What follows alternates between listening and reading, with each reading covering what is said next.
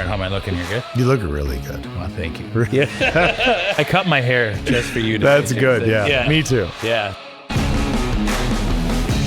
Jason Gorman with Keller Williams Premier right here in Woodbury. Yeah. Like right about 100 feet away. Yeah, we share the same parking lot. So we're just had to walk down the sidewalk. Super close. So I feel like I've known you most of the time actually that I've been in mortgages for 20 years. How long have you been 32 years. Yeah, so it'll be 32 years this year. 32 years. How long have you been an owner? So we started that office in 2002. So January 3rd, 2002. Wow. Prior to that, I was at Coldwell Banker Burton. Started my journey there. Got into real estate. I was at a friend of mine was at University of St. Thomas. So we were watching a movie. We were watching that Pretty Woman movie. And after I watched that, I decided I was in college for like 2 months, maybe 3, and decided I was going to buy and sell companies internationally. And I was 18. And my dad, I told him the story the next day, I'm going to do that. He said, well, you live in the basement. You should sell a house or something first. So I called a couple of real estate offices that turned me down, based upon my story, what I wanted to do. And I was referred to the Woodbury office of Coldwell Banker Burton Realty at the time, and they hired me. Burton Realty back in the day, back then, the independent, that was a big firm, wasn't it? It was huge, yeah. So, I mean, between the two companies, so it was basically when I started in 1993, there were really 87% of all sales were between Burton and Edina. I mean, Remax was just starting. The early 90s, it was the Twin Cities was really just two main dominant companies. It was the same Burton Realty office everywhere. Yep. Right, they had that look. Yep. Where this like Ralph and Dar. They owned those buildings, and they all. In fact, I'm selling one right now. I do some commercial, and I'm selling the Roseville one right now. Oh, really? So wherever you drive, you're like, that's Burton Realty. That's a Burton Realty building. Yeah. So they did a great job on that. Yeah. So that's where I started. Okay. And did you get to work? It's Ralph, right? Was it Ralph? Yeah, it was Ralph and Dar. On our side of town, Dar Reedy was more the leader on our side of town. Ralph was more west side. Yeah, but I mean, he was the kind of the main guy, mogul. Did you ever get a chance to get to know him at all? No. Oh, you didn't. Okay, you're a peon. We were a peon, probably still a peon, but yeah. Yeah, that's cool. And then, so when KW came to town, you were pretty early in on this. Yeah, so 2002, that was the year we opened up, or 2002, January 3rd, 2002. And so we made the decision in 2001, towards the end of the year, that we were going to do this thing. And there were 8 of us that started it. And, it was a really scary time, because we were obviously all we were looking at our independent contractor agreements. We're thinking we're going to get sued for leaving. We didn't know, we were, starting this thing. We're going to start this, Sherwin Williams at the time, real estate office, which is what they called us for the first couple of years. And so it was scary, but that I think on the other side of success is a whole bunch of fear, a whole bunch of failure, a whole bunch of things that, just don't go right. And so we made it through that. And, January 3rd was a scary day.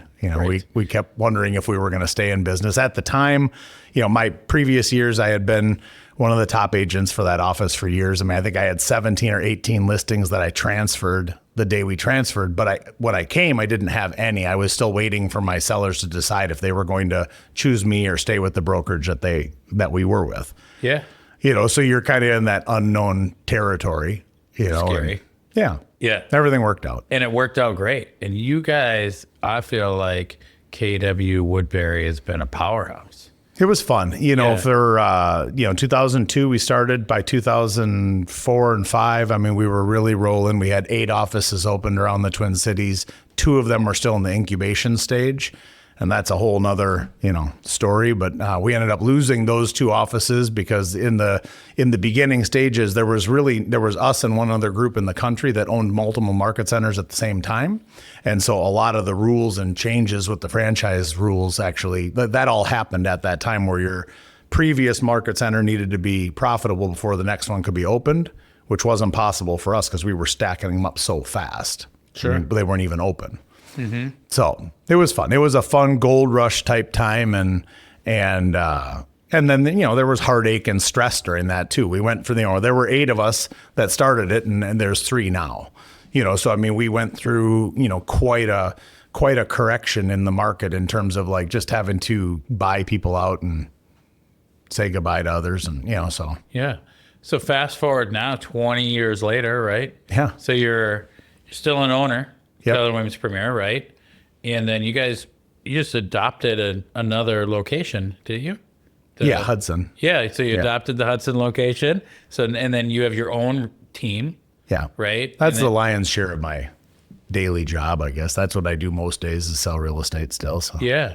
And then you have a title company Yep. as well, Yep. right? Yep. So, okay. Yeah, partner's title. You dabble anything else? You got investment We real owned estate? we owned a mortgage company. You owned a mortgage company. was, How'd that go? That was a train wreck. Train wreck? We were. I can't remember the exact number of dollars we were losing on a monthly basis, but yeah, it was probably before you were in it. What year did you get in? So, 05. Okay, so it was about that time. So I think it was 2006. Between 6 and 7, we had to shut it down. But it was a rough time to own a mortgage company. Yeah, that was 07 was kind of the Yeah, it was crazy. It Yeah. was crazy. So, I mean, those are the types of things that, again, I mean, everyone can talk about their successes. But if you're an entrepreneur, if you're, just in life, right, whether you just have a family or, whether you're dealing with your professional life, you're going to deal with setbacks. You're going to have if we can swear, if you're going to get your shit sandwich. And if you haven't had it yet, you'll probably get yours soon. Maybe this is your year, right? Because if you haven't had setbacks or troubles, they're just part of life. Well, that's when you learn. And dealing with them, right? So dealing with the consequences of, maybe I took a left and maybe I should have kept going straight, or maybe I should take a right. If you're an entrepreneur, you're usually pretty addicted to risk. You know what I mean? Like, risk is part of being an entrepreneur. So you wake up every day, making payroll.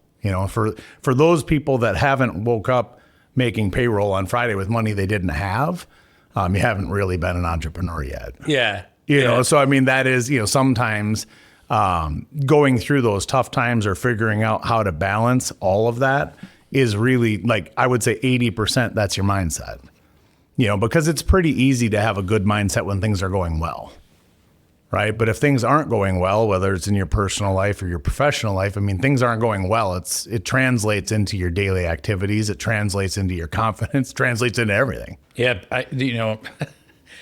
Here we are, like early 2025, right? Market's a little bit slow. Sales are actually down for people that are paying attention. Right. Like pending sales are down in January from the previous year. I think it's going to whiplash back. But, we just got kind of like the election hangover. Right. Right. So right now you get to learn a lot if you're running a real estate business. Right. But then you look back at like 2020 and 2021. It's like I learned how to manage a team and learned to manage my time really well. Right. But I didn't learn how to be a really great salesperson, because for those of us that have been in it for a long time, when the market ripped like it did, it's like you weren't learning anything about being a good salesperson. We were all order takers. Yeah. Yeah. For the last 10 years, really, if you look at it just, from that curve, you've got about 10 years of a bull run.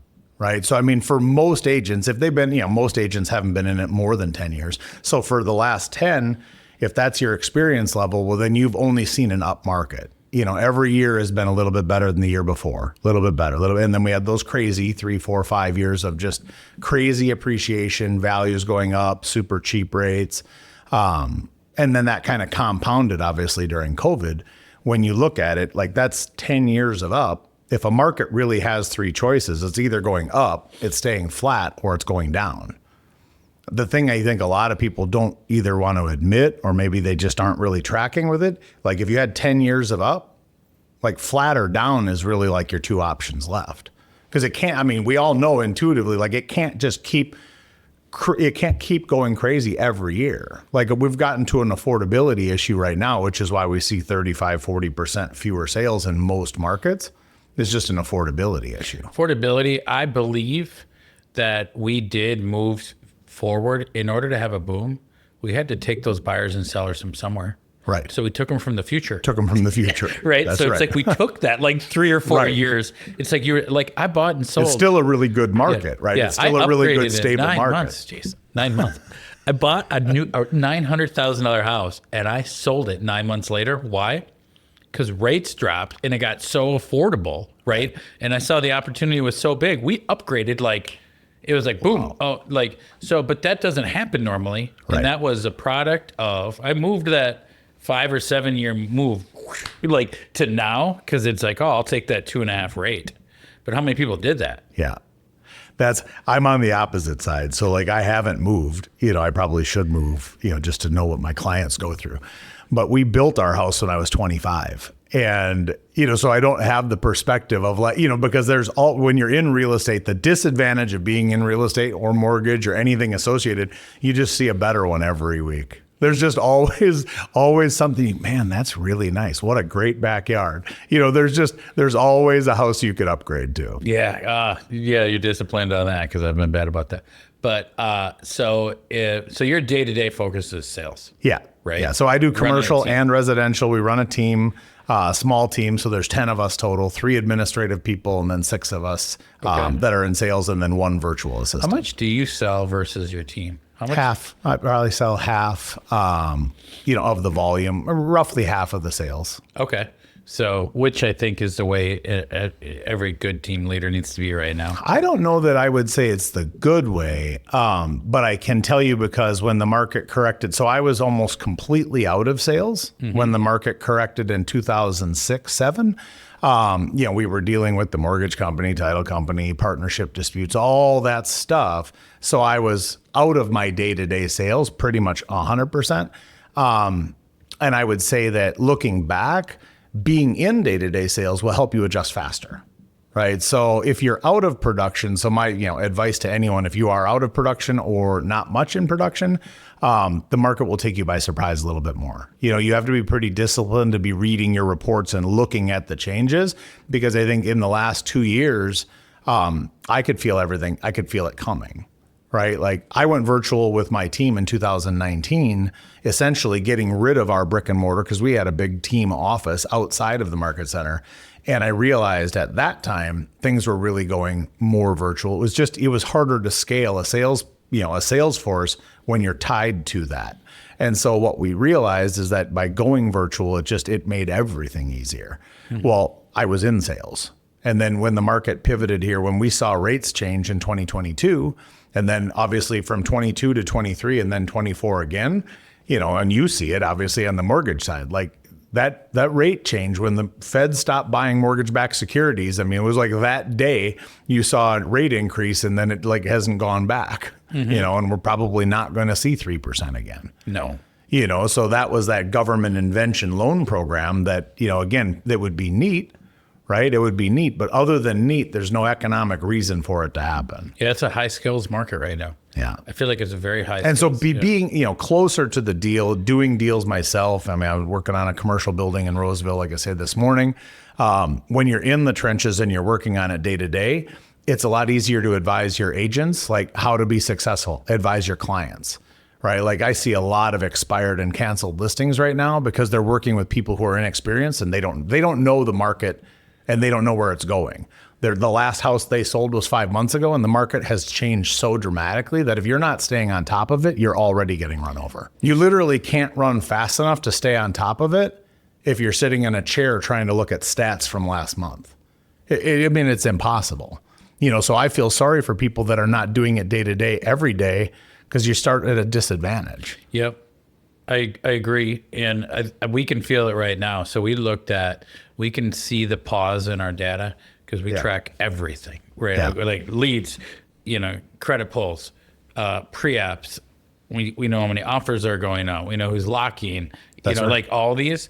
And we could actually see around the election time that the market was pausing. Yeah. Like a lot of people were pausing. I think with any market, but especially in today's market, when you're meeting with people, if they don't have a need, then you're not trying to convince them that they should, right? You're simply looking at it and saying, well, how can I help you? Right? How can I help you in today's market? Right? There's plenty of people that need to move, want to move. And then there are people that don't need to. And I think inexperienced agents are trying to strong arm the market, and they're trying to strong arm people, which is where it doesn't feel good. And we see this obviously being, you have a team, I have a team. Training agents to not be attached to the outcome literally becomes your full-time job, right? Because it's like, well, I mean, whether someone works with you today or in 11 years, doesn't matter, right? If you intend on running and having a long career, you should want to work with people forever. Yeah. Well, the most important sales skill to have is the ability to drive leads, right? Yeah, like, right. Like to be able to prospect, to drive leads, to be able to find the motivated people. Yeah. And then find the motivated people that want to do business the way you want to do business. That's right. Yeah. Right. And I think lead generation, so I look at entrepreneurship or business as really three steps, right? You've got lead generation, systems, and then people.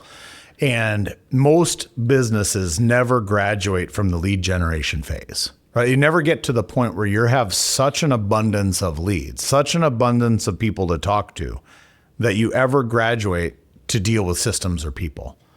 And so people, they read that book, right? They read the E-Myth, or they watch a couple of YouTube videos and they think, I'm going to be an entrepreneur, right? And he talks about in the E-Myth about having that entrepreneurial seizure.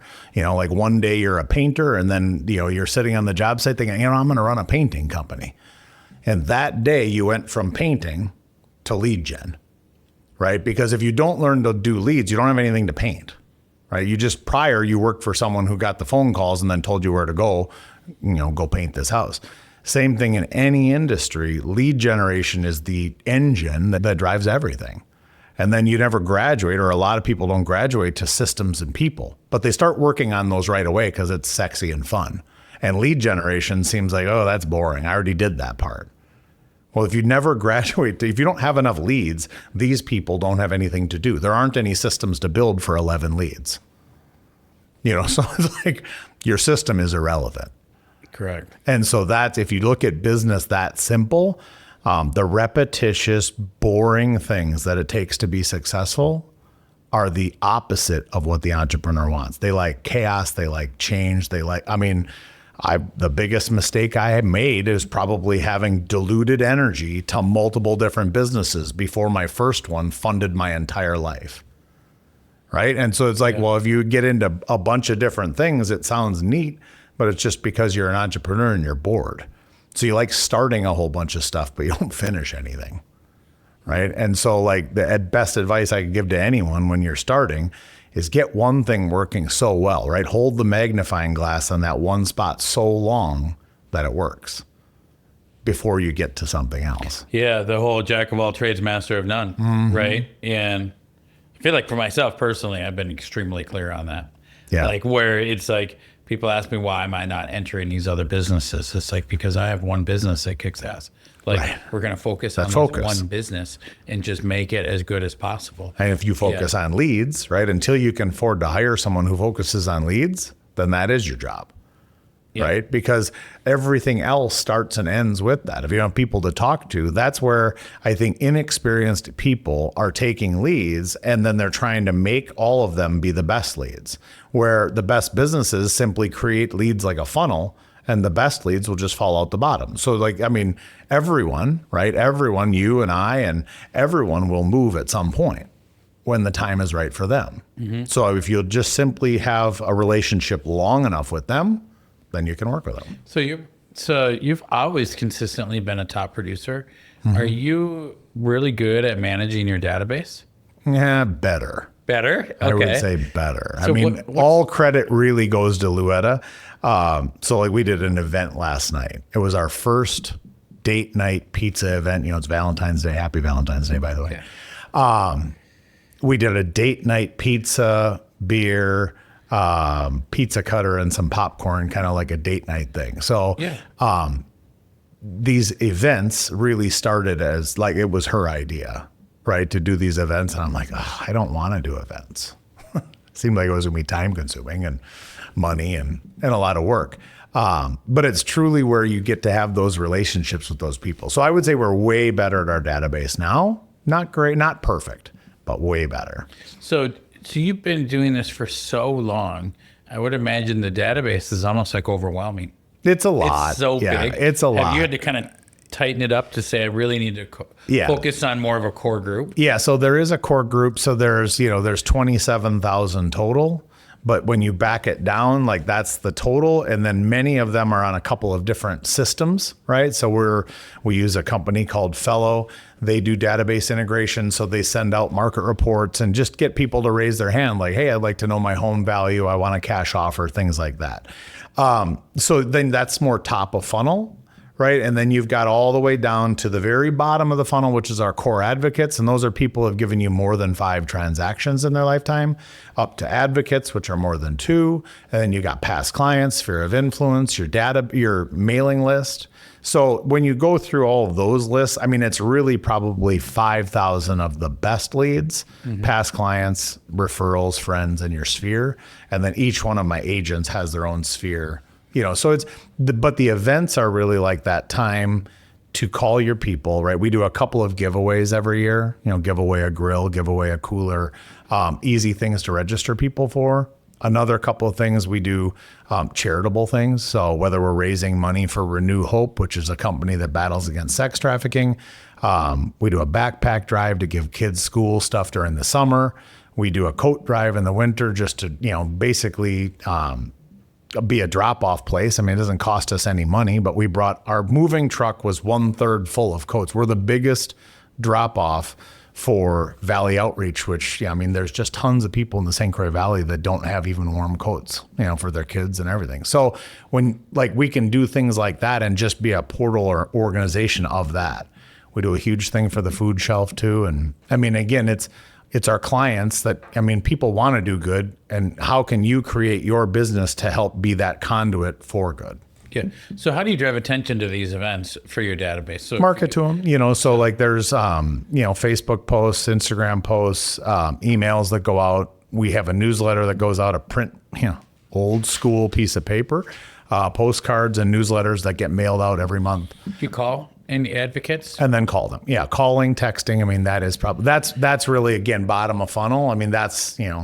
That's where the rubber meets the road, So you do your top of funnel easier things, which I think we all tend to, we want to spend our time there because it's less effort. But, my day, if I'm living on a perfect schedule every day, I've got 2 to 3 hours of calling and following up with people in my database and leads. I don't prospect new people really at all. Pretty much every client that I work with personally is a past client or friend or relative. So, yeah.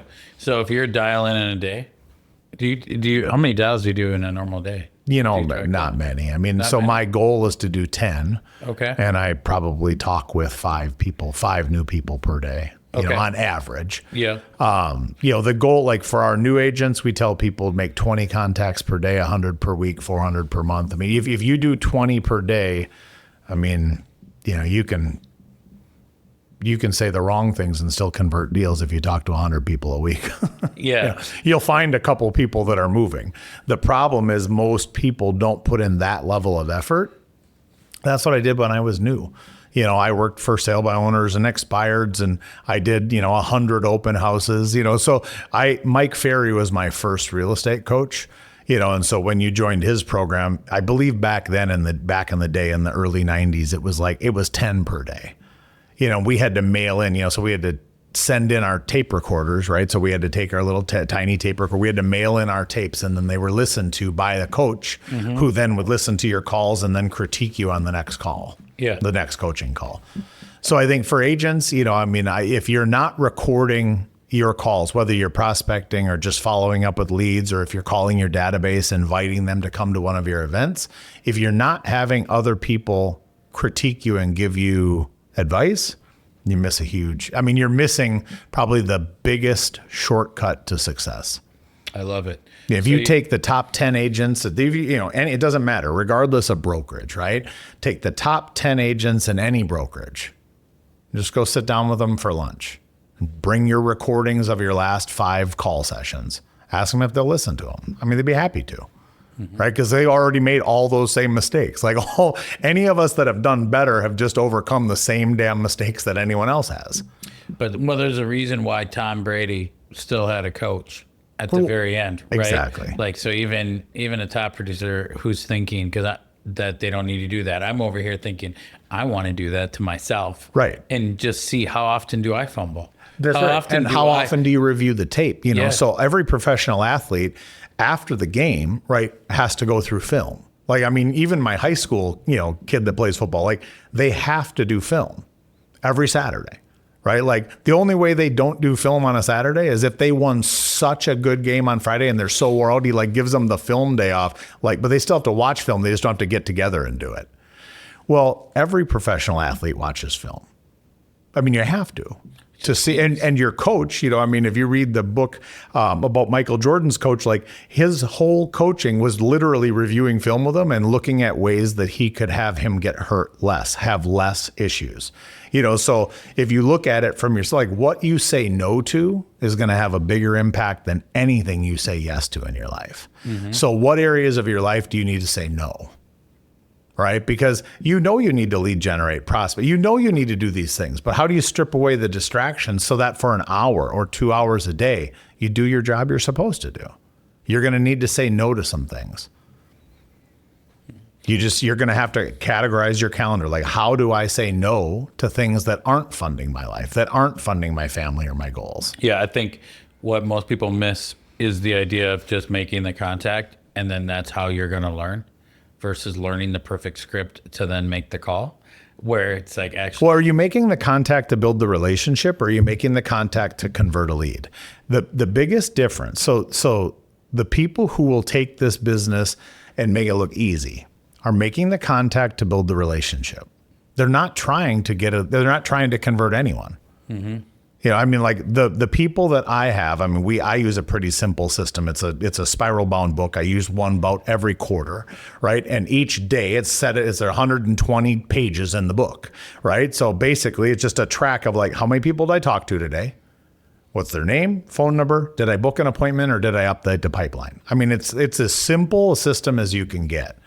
And it's simply a daily activity record is what we call it. And you track your daily activities. Mm-hmm.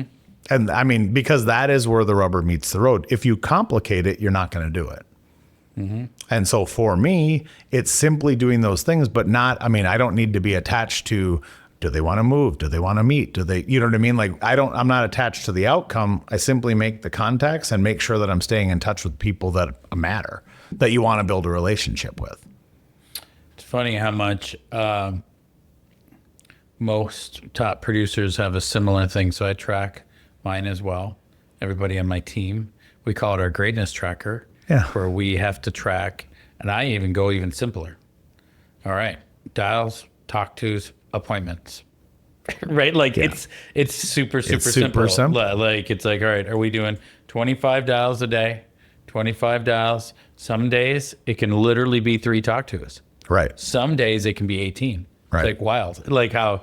It's not, but then it averages. But you just look at the activities. And I think what happens when you're, if you find that you're in a tough spot, and everyone gets in a tough spot, especially agents, when you're, most people don't understand this. They get into this business and they're like, I like houses and I watch HGTV, like I like people and I like houses.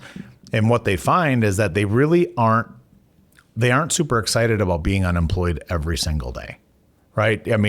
Every single day you wake up as an entrepreneur, you wake up unemployed. So even if you put a deal together yesterday, that's the last one you have. So, you better work on your next one. Right? And so the roller coaster is what typically gives people fatigue. And the roller coaster is because we don't do the activities on the front end, or we don't do them consistently. And so if you just boil everything down in your career, if you choose to be in anything where you're unemployed, you're an entrepreneur, you're an independent contractor, you don't have a salary, right? If you've chosen any of those lines of work, then consistency is the one word you have to write down somewhere. Etch it into your dashboard on your car. Because your inconsistency is the only reason the roller coaster exists. The roller coaster, like if you started, just watch the roller coaster go up and down. We all start we all start down. You started with nothing. I started with nothing. You didn't have any mortgage leads the day you started, right? So everyone knows what it takes to get started. And then if you're fortunate enough to have some level of success, you stop doing what got you there. And then that's where the only down you can have is when you stop doing the things that got you successful. And so the roller coaster is the fatigue for most entrepreneurs because it just gets to be exhausting. And it's not, I mean, it's just you being inconsistent. That's all it'll ever be. I just talked to a young top producing agent this week, and they're killing it. And they told me that they are getting behind on some of their systems, and they've been killing it so much in the wintertime, doing 8, 10 closings a month. It's like, this is amazing for a younger agent. But they told me that they were stopping prospecting for the entire week. They were going to make no outbound sales calls because they had to work on systems. And I said, that's a terrible idea. And I said, you need to build the systems as you go. Right. It's not one or the other, right? Like and for most entrepreneurs, so, and I just hired a new coach who's going to help us with this, because I do believe that the majority of us hit that plateau where we're holding on to the systems.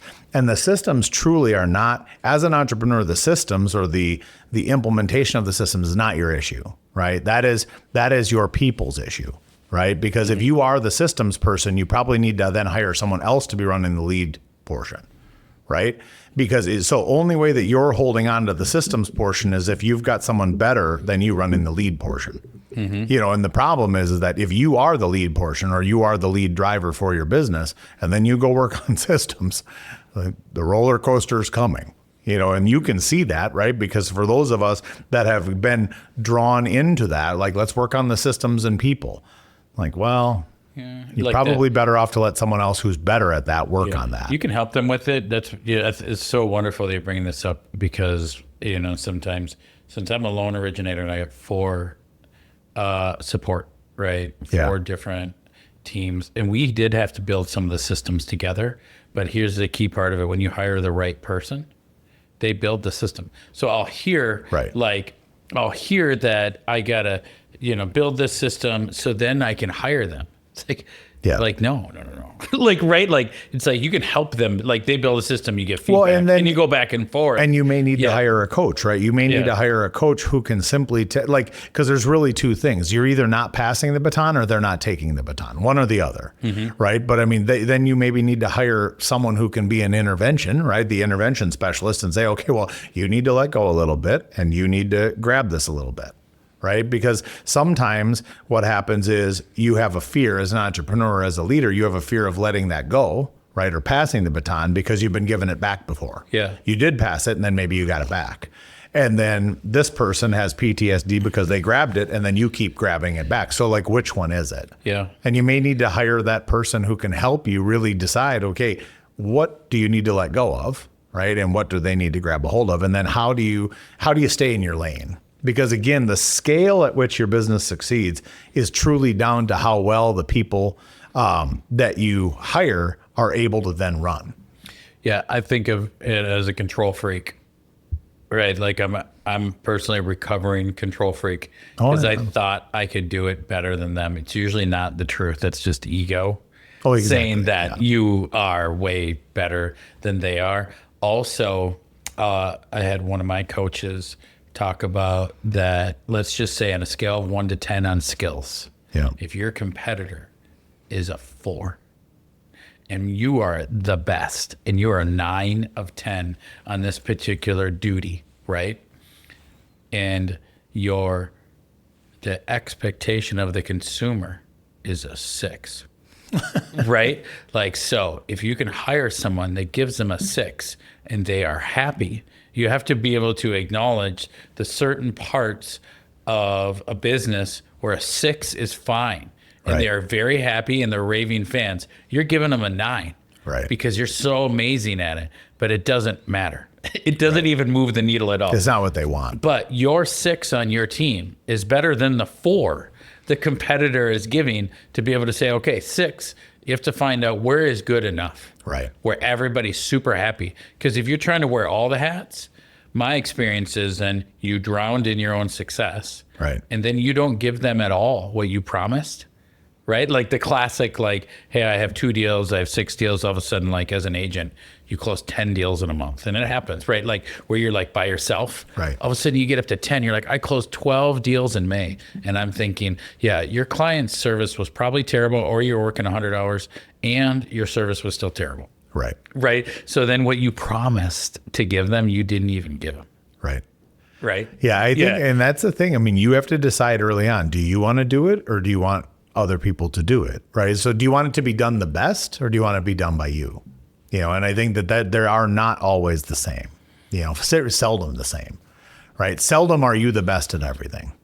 I mean, I don't know anyone that is the best at everything. So what are good strategies right now for sellers to navigate this market? You know, pricing. So our next class that I'm doing next month, actually.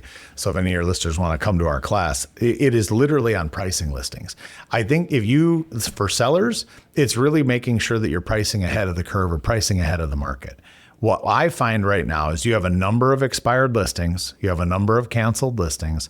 So overall in our market in 2024, we saw about a 10.2, 10.3% cancellation rate.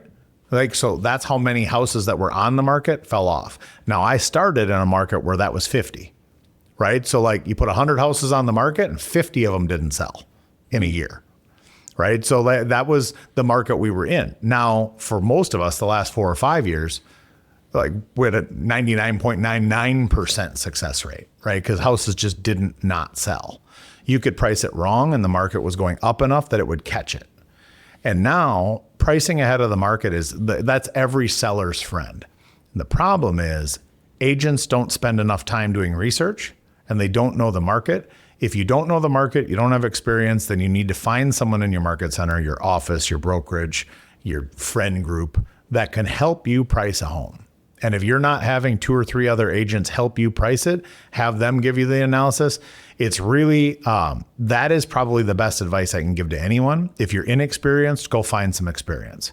And if you're experienced, go find some other people to give you 2 or 3 opinions, right? So on almost every listing that I go on, I'll have 2 people on my team do a market as well. Independently, we've got 3 people just to see, like, where are we coming in at?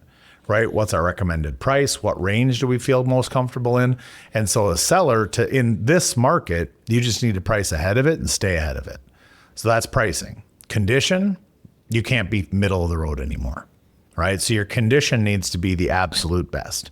So if you have 10 homes you're competing with, you can't be number 5, right? So you have to have the best price and the best condition. Mm-hmm. So there's a lot of prep for that on the condition then, right? Yeah, the condition side, you know, so like we work with a number of contractors. It's typically things like carpet, paint, light fixtures, light handyman type touch-up stuff. On a rare circumstance, it's, you know, we have our HVAC contractor had to put a furnace and a water heater in a house last week. But that's not typical. You know, most of the time, minor little fix-ups are really, I mean, that's what a house needs. Sometimes it's just staging. Yeah. Sometimes it's really good photos, decluttering, and a good thorough cleaning. Mm-hmm. So it's not always super complicated. Many times it's just the presentation to make it look the best it can. It's amazing what a coat of paint can do. Yeah. Right. And entirely transform a house. Yeah. And it's, you know, and not all sellers are in that position. I mean, we have a program where we'll finance up to $10,000. So we'll pay all the repairs, just get paid back out of closing. So it doesn't cost them anything. Works good in, like, you know, divorce situations or that where like they're arguing over the money. Cool. Yeah. So you guys will handle it. You sign an agreement. Yeah. We sign an agreement. We get paid back out of closing. And our contractors, you know, the contractors that we usually use, you know, I mean, they provide good pricing as it is, but I mean, usually we can get any house on the market for the most part for $5,000 to $10,000. Yeah, that's really great. Some need none, you know, like I have my appointment this afternoon. I'm based upon it's 2 years old and she's a designer. I mean, it's probably more than perfect the way it is. Yeah. So that's the dream. Those are lovely listings. Yeah. And sometimes people just need a little bit of help. You know, our stager will meet with every seller and, you know, just put together a list of things and put together an order. Like, these are things that'll make the biggest difference for the least amount of money. Yeah. And these are some other things you can consider that maybe cost you $1,000 total that would make a big difference. I'm seeing it on our end right now that we have a fair amount of contingent offers not selling. Oh, sure. I am definitely seeing more than ever on the listing side. The proper presentation for our clients is making a big difference on whether their home is going to move immediately or not. Well, and sometimes, so we do absorption rate pricing. So in the class that I'll teach, it's really about, most agents, they just do a CMA, right? You just do a normal competitive or comparative market analysis. We do ARP, or so absorption rate pricing, which is, it's completely different because all we're doing is we're saying, okay, in the last 60 days, 90 days, how many homes like yours have left the market? How many homes are currently there, right? If there are 30 homes sold in the last 90 days and there's 90 homes available, right? I mean, then we can just see we've got 9 months worth of inventory. Consequently, if it's the opposite, right? So if you have, let's just say you had 10 homes for sale, or 10 homes that recently sold and only one available, I mean, it's not going to last long at all, right? Because you've got 10 recent sales. So how long will the market take to absorb your property? And so it's all going to depend on the number of homes that have sold in the past 30, 60, 90 days. And so when you look at it, every price range and every market will be absorbing properties at a different level. Like Woodbury, 500,000 to 750 is far different than Edina, 500 to 750. Same price range, different cities, different product, right? But the absorption rate would be way different. So, and that's when you look at areas that have more new construction, they always have more units, they always have more product. And those sellers are usually like, if you have new construction anywhere near your office, anywhere near your home, or anywhere near a competitive property, you need to pay close attention to them because there is no one better at pricing than a builder. I mean, they're just, they live and breathe and stay alive based upon watching trends And incentives. So if you have a big builder, if you watch any of the big builders, they're really, really good at math, and they have statisticians working on a monthly basis looking at market trends, and they try to stay ahead of it. And so if you're new or you don't really know how to watch trends, you don't know how to do absorption rate price, these are foreign, find the closest big builder to your area and just look at what they have done in the past 6 months. You can pull one of their floor plans and say, okay, 6 months ago, what did that house sell for? And what are they offering it at today? Are there any incentives? Are they giving any special deals? Is the price of that property $20,000 less? Because you can watch trends based on, and builders will really, they pay attention to the numbers because they have so much product. So right now it's winter of 2025. It's been a tough, quite a few years now in real estate. We're talking, declines 30, 40% from the peak for multiple years in a row now, right? Which I think it's the bottom. But what advice do you have, or what can you relate to your own story of how to keep forging forward where maybe it's not going the way that you thought it was supposed to be? Yeah, I would pay attention to two things. So, I mean, your education and getting better at what you do, your ability is a huge part, right? Your ability and your activities. So if you just pay attention and track those two things, who can you meet with? Top agents are typically the least,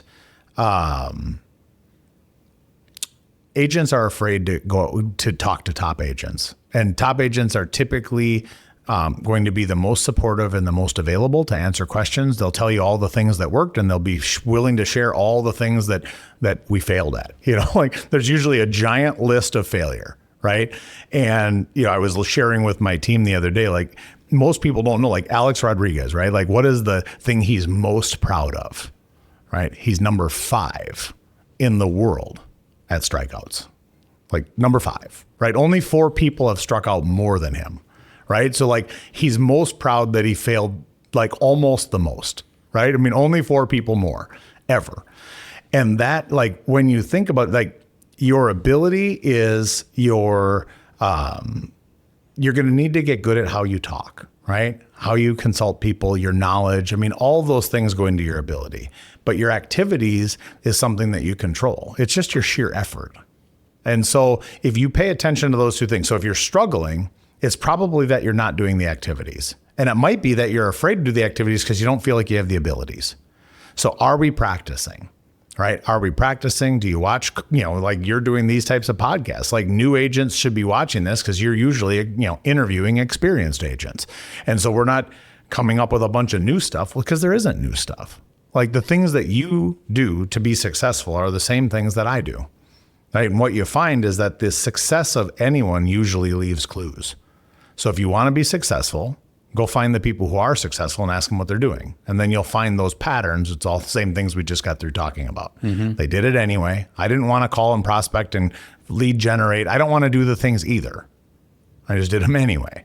Right? You don't want to do it either. You just do it. So you make a decision. And I think that it all comes down to that decision. Do I want to do what it takes to be successful? And truly answer that for yourself. You know, I've given it this advice since I started. It was given to me by my coach. And when people can't afford coaches, because hiring a coach is hands down the best thing you can do if you're stuck, right? Hands down. Anytime you're stuck in any aspect of your life and you want to do better, hire a coach. You can't afford a coach, you go to the local grocery store or the pet food store and you buy yourself a can of Alpo dog food. Okay? And on the can, I want you to write down that you're going to prospect and lead generate 10 contacts per day. You write down the few, I'm going to practice and I'm going to do scripts and dialogues for 30 minutes every day.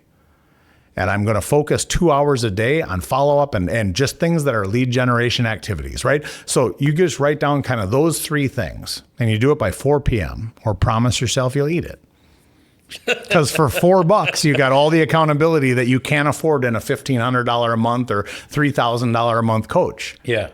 Right? But for $3, you got the same thing. It's just holding up a mirror to let you know who the person was that wasn't doing their job. Like it's just us. And the more successful people that you talk to, the more aware they are that it is really like them not doing their job. I love it. I couldn't have said it any better. So I really appreciate your time today. Thank you so much for sharing your wisdom. You know, your years of experience and consistent success show over and over again. So I'm grateful for you taking the time. Awesome. Yeah. Thanks for all you do.